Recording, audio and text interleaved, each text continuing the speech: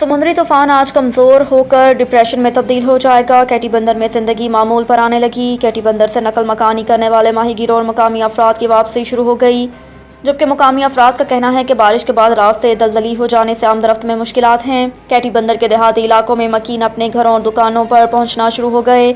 मुकामी अफराद के मुताबिक समुद्र में तुग़यानी, तेज़ हवा चलने और बारिश से नुकसानात हुए। नेशनल डिजास्टर मैनेजमेंट अथॉरिटी के मुताबिक बिपरजॉय ने भारतीय गुजरात के साहली इलाके जाखो पोर्ट और एतराफ़ में लैंडफॉल मुकम्मल कर लिया। अब शाम में तूफ़ान की शिद्दत कम होकर ये डिप्रेशन में तब्दील हो जाएगा। NDMA का बताना है कि समुद्री तूफ़ान कराची से 225 से ठट्ठा से 165 किलोमीटर दूर है और कैटी बंदर से 125 किलोमीटर दूर है। तूफ़ान के बायस शुमाल मशरक़ी बहिरा अरब में लहरें 10 से 15 फीट तक बुलंद हो सकती हैं, जबकि कैटी बंदर और एतराफ़ लहरें 6 से 8 फीट तक बुलंद हो सकती हैं।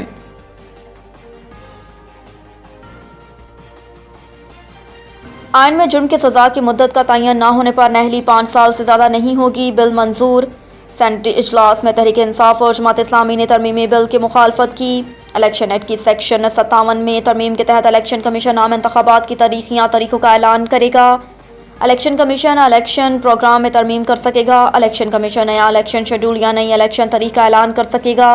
इलेक्शन एक्ट की अहली और नाअहली से मुतल्लिक सेक्शन 232 में तरमीम के तहत अहलियत और नाअहलियत का तरीक़ाकार और मुद्दत ऐसी हो जैसा आइन के आर्टिकल 62 और 63 में फ़राहम की गई। जहां आइन में इसके लिए कोई तरीक़ाकार या मुद्दत नहीं, वहां इस एक्ट की दफ़ात लागू होंगी। तरमीम के तहत किसी भी अदालत के फैसले या हुक्म के तहत सज़ा याफ्ता शख्स फैसले के दिन से 5 साल के लिए नाअहल हो सकेगा। आइन के आर्टिकल 62 की क्लास 1F के तहत 5 साल से ज़्यादा नाअहली की सज़ा नहीं होगी। मुतलका शख्स पार्लियामेंट या सूबाई असम्बली का रुकन बनने का अहल होगा। आइन में जिस जुर्म की सज़ा की मुद्दत का तयन नहीं किया गया वहाँ नाअहली 5 साल से ज़्यादा नहीं होगी। बाद सेनेट का इजलास पीर की दोपहर 3 बजे तक मुलतवी कर दिया गया। नून लीग के नासिर भट्ट ने बरतानवी हाई कोर्ट में निजी चैनल के खिलाफ मुकदमा जीत लिया। लंदन हाई कोर्ट में नासिर भट्ट के केस की बाकायदा समाअत हुई, जिस दौरान जज ने मुकदमे में शवाहिद का जायजा लिया। मुकदमे की 4 रोज़ा समाअत के बाद इसका फैसला सुनाया गया। दौरान समाअत जस्टिस मिसेज हिद्रो विलियम्स ने निजी चैनल का मौक़िफ़ मुस्तरद कर दिया, जिसमें कहा गया था कि नवाज शरीफ को बदनवानी पर सज़ा दुरुस्त थी और निजी TV का केस भी इसी बुनियाद पर था कि अल अज़ीज़िया केस में नवाज शरीफ की सज़ा करप्शन के सबूतों की बुनियाद पर थी। निजी चैनल का मौक़िफ़ था कि नासिर भट्ट की जज अरशद मलिक को धमकाने की रिश्वत देने की खबर अवामी मफाद में नशर की। अरशद मलिक ने दुरुस्त सज़ा दी थी। जज जस्टिस मिसेज हिद्रो विलियम्स ने चैनल के इस वक्त मौक़िफ़ को तस्लीम करने से इनकार कर दिया। जज ने नासिर भट्ट की दलील को तस्लीम किया कि नवाज शरीफ के साथ ज़्यादती हुई थी।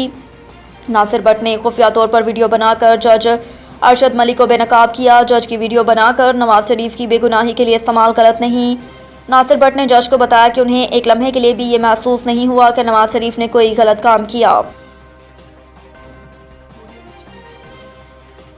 इलेक्शन ना भी होता तब भी बजट ऐसा ही पेश करते। कौमी असम्बली की कायमा कमेटी बराए खाना को ब्रीफिंग के दौरान इसहाक डार ने कहा कि बजट स्ट्रेटजी पेपर में ताख़ीर की वजह आलमी मालियाती इदारे IMF के साथ बातचीत में ताख़ीर थी। IMF ने बैरूनी फाइनेंस की शराइत रखी जिसे पूरा कर रहे हैं।